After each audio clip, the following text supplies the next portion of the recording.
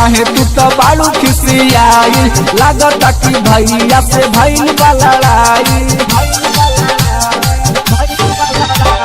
भौजी हो काहे तू तो बाड़ू खिसियाई, लागता कि भैया से भइल बा लड़ाई।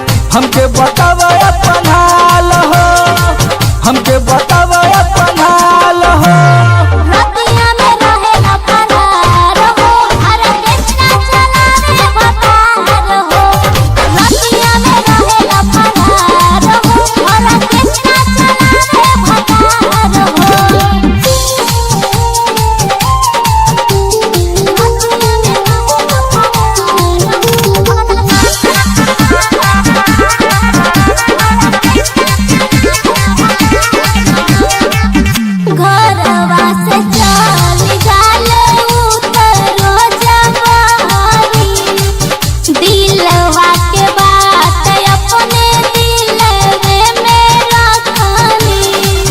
लगता कि ठीक से ना देलून के खाना, बहरा के खैला में तमाचा बारो जाना।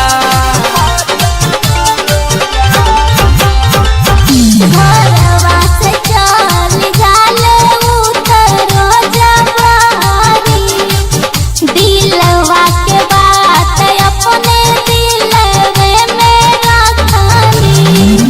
लागता कि ठीक से ना देलून के खाना, बहरा के खैला में तमाचा बारो जाना।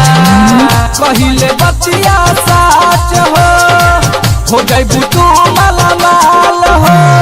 रतिया में रहेला फरार हो, ऑर्केस्ट्रा चलावे बतार हो। रतिया में रहेला फरार हो, ऑर्केस्ट्रा चलावे बतार हो।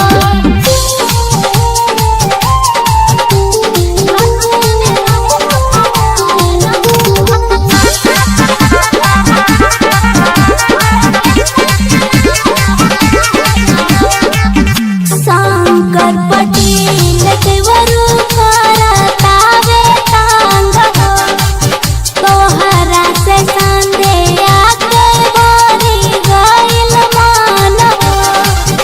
राइटर कन्हैया कबो करी नाही हाला, भौजी के दर्द खाली देवरे के बुझाला। शंकर पटेल देवरू करतावे तांग हो, तोहरा से संदेया के भरी गइल मन हो। राइटर कन्हैया कबो करी नाही हाला, भौजी के दर्द खाली देवरे के बुझाला। मोहन रहेले साथ हो, बुझतनी जजबात हो।